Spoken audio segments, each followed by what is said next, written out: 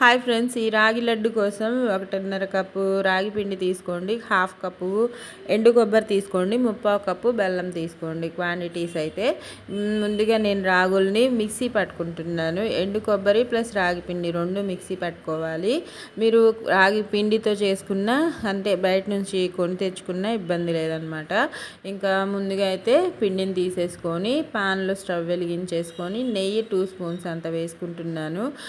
వేసుకొని హైలోనే పెట్టుకోండి. నెయ్యి కరిగేంతసేపు ఒక 5 మినిట్స్ హైలో పెట్టిన తర్వాత నెయ్యి కరుగుతూ ఉంటుంది. లోలోకి మార్చేసుకొని ఎండు కొబ్బరి రాగి పిండి వేసుకొని చక్కగా లో ఫ్లేమ్లోకి మార్చుకొని నీట్గా ఫ్రై చేసుకోవాలన్నమాట. లో ఫ్లేమ్లో 15 మినిట్స్ ఫ్రై చేసుకుంటే ఈవెన్గా ఫ్రై అవుతుంది.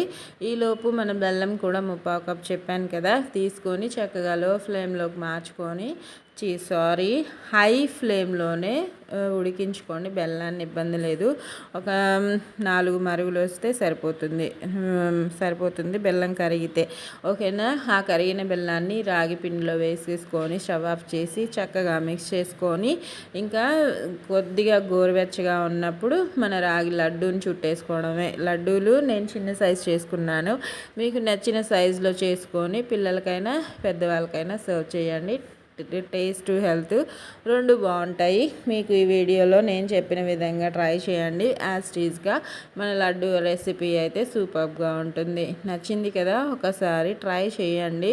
అసలు మనకు కూడా చాలా చాలా మంచిదన్నమాట. ఆడవాళ్ళకు కూడా తింటూ ఉండండి, ఇంట్లో వాళ్ళకి తినిపిస్తూ ఉండండి.